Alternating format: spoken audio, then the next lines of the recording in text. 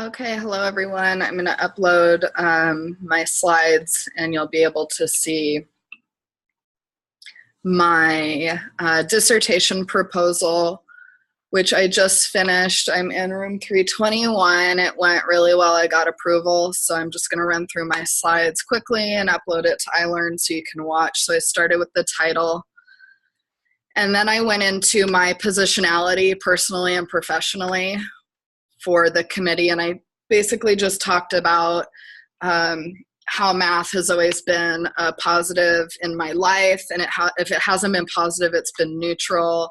And I've already talked with you guys about how math has opened many doors for me, and how I'm positioning myself in this research as a female mathematician, essentially, and my daughter is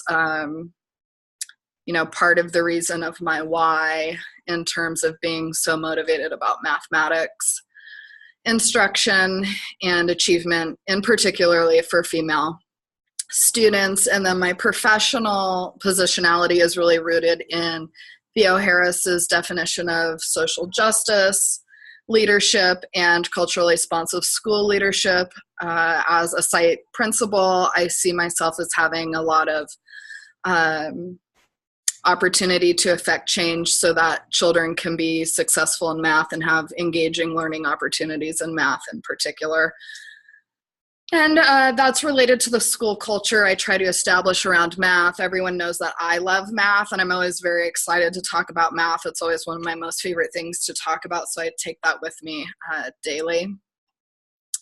And then I get into my problem of practice, which is basically twofold, and I include just one data point that shows over time the statistically significant score gap between male and female 12th grade mathematics achievement by gender. And then I talked a little bit more extensively about other data points, CASP, and within that subgroups of kids and their kind of overall lack of mastery of standards. And then the problem of practice is twofold, because there's a connection to low achievement and what is going on in classrooms, and that high levels of discourse and student engagement seem to be the exception. And that's a problem because I want to shift that and make high levels of discourse and engagement the norm, or the expectation. That gets me into the purpose of the study, which is to examine the role of discourse as it relates to female 5th grade students and their mathematical identity. And then the significance of the study is that the study is significant because it will, sorry, I'm looking at myself. The study will provide insights to educators, leaders, educational leaders, parents, kids, students, from the student perspective about developing and supporting positive mathematical identities through mathematical discourse opportunities. And that brings me to my theoretical framework. And the framework is twofold and centers around Saracen's definition of learning and Guy's definition of discourse, and how those are both active, not passive, nouns that require participation and engagement. That brings me to my conceptual framework, how discourse is basically at the center, and then I explained what the arrows mean to the committee and how mindsets and discourses overlap the overarching theme of mathematical discourse. And then that brings me to relevant literature, the literature review.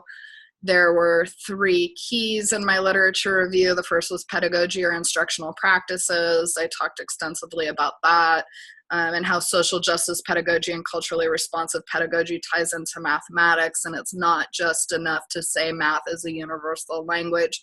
That's actually pretty culturally insensitive.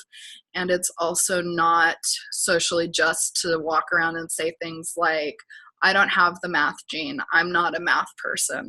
Everyone is a math person unique to themselves and their lived experiences. And then teacher mindset is basically that teacher beliefs about students affect student learning outcomes. Student mindset affects how students develop their own mathematical identity, which can be positive or negative or neutral. And then that brings me to my methods. There's my research question.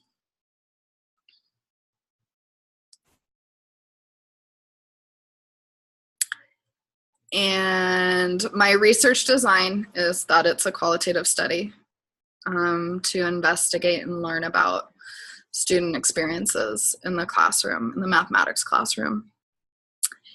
And my participant selection, pretty straightforward. My participants are the kids at my school, the 5th grade kids at my school. And then this chart was really helpful in getting the project approved, which my committee did approve it today. So this was just, my main reflection is that this was key in getting my committee on board to really understanding the research that I want to do. This table was pretty important, and it's the last slide. It was really fun to talk to my committee about math. So my other reflection is that's where it really makes sense to be researching something that you really care passionately about and are excited about.